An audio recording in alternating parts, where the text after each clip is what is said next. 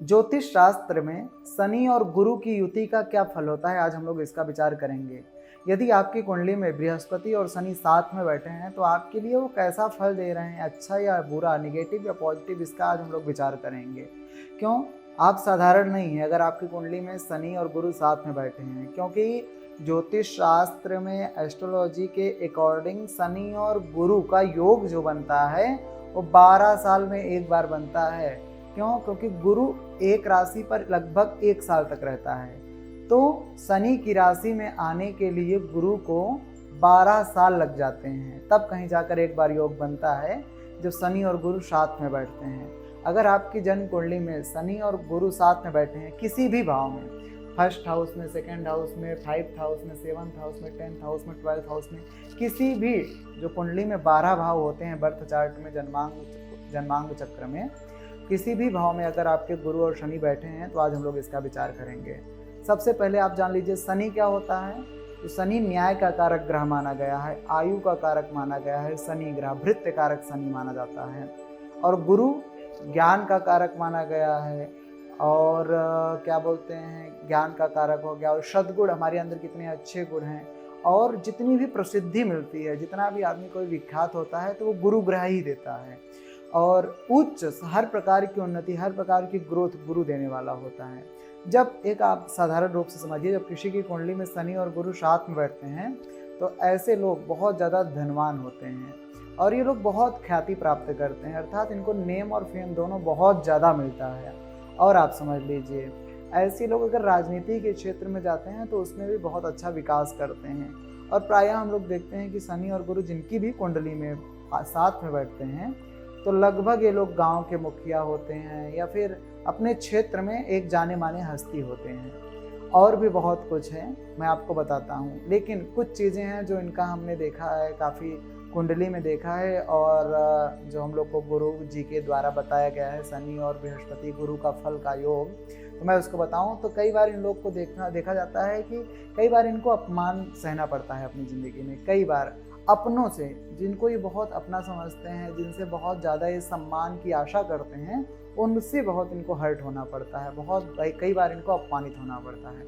और भी हमने देखा है कि शनि गुरु का जब फल होता है तो लगभग इनके संतान जो होते हैं वो सक्सेस बहुत होते हैं, सफल बहुत होते हैं, लेकिन इनको अपने संतान से सहयोग कम मिलता है, ऐसा है।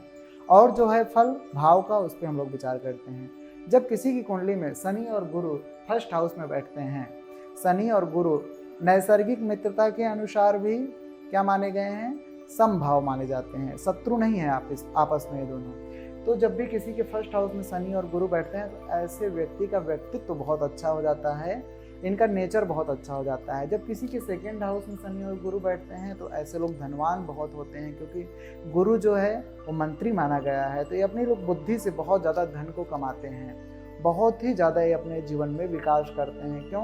क्योंकि एक दृष्टि इनकी पड़ जाती है, कर्म भाव पे भी गुरु की दृष्टि पड़ती है, तो इनका कर्म अपने आप अच्छा हो जाता है और अपनी मेहनत से ये जीवन में बहुत ज़्यादा विकास करते हैं, ग्रोथ करते हैं, फाइनेंशियल बहुत अच्छे होते हैं। जब किसी के थर्ड हाउस में गुरु और शनि बैठता है तो ऐसे लोग बहुत साहसी बन जाते हैं, जीवन इनका संघर्षमय होता है, प्रारंभिक जीवन, और आगे चलकर ये बहुत सफल होते हैं।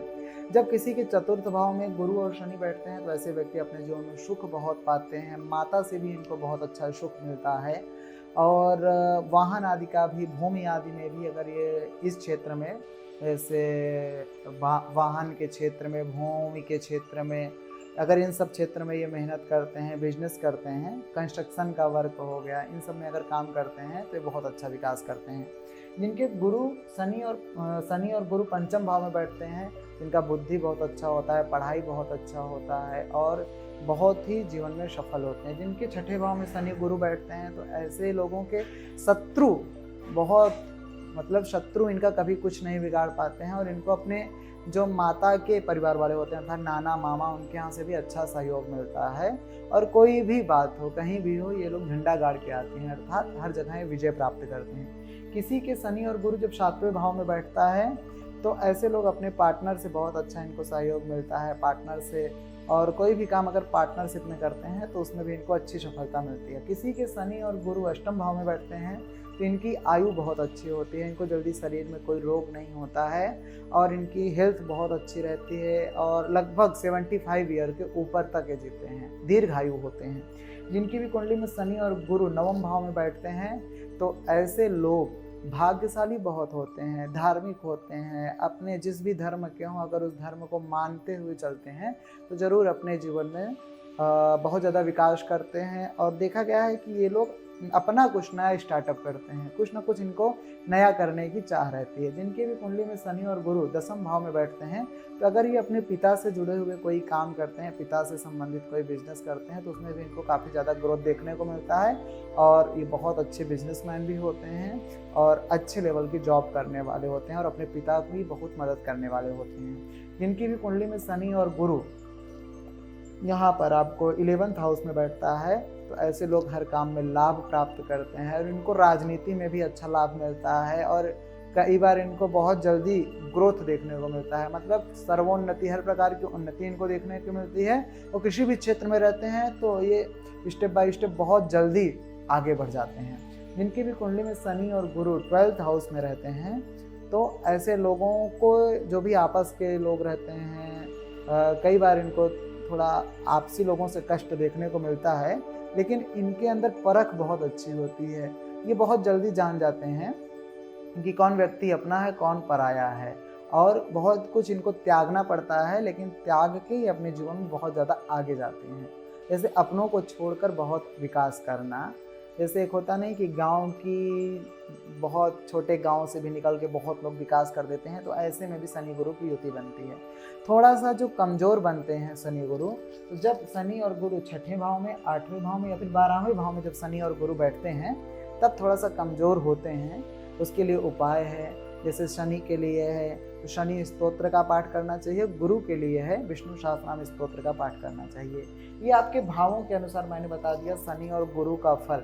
शनि गुरु, शनि क्या है, मेहनत संघर्ष कराने वाला ग्रह है और गुरु ज्ञान का कारक है, हर प्रकार की उन्नति देने वाला है। तो शनि और गुरु का आपस में योग बहुत अच्छा माना गया है, बहुत अच्छा माना गया है। बस आप इतना ध्यान दीजिए कि छठे, 8वें, 12वें भाव में जब रहता है तो ऐसे व्यक्तियों को थोड़ा विशेष ध्यान देने की जरूरत होती है और कुछ अगर रेमेडी उपाय कर लेते हैं तो जरूर इनको लाभ मिलता है। ये है शनि और गुरु का फल मैंने जो आपको बताया है। आपकी कुंडली में है तो आप बहुत ही भाग्यशाली हैं, आप जरूर अपने जीवन में विकास करेंगे। हर हर महादेव, जय विश्वनाथ। आप हमारे साथ ऐसे ही बने रहें, आपको हमेशा कुछ ना कुछ अच्छी जानकारी मिलती रहेगी। अगर आपने चैनल सब्सक्राइब नहीं किया है तो ज़रूर कर लें। हर हर महादेव।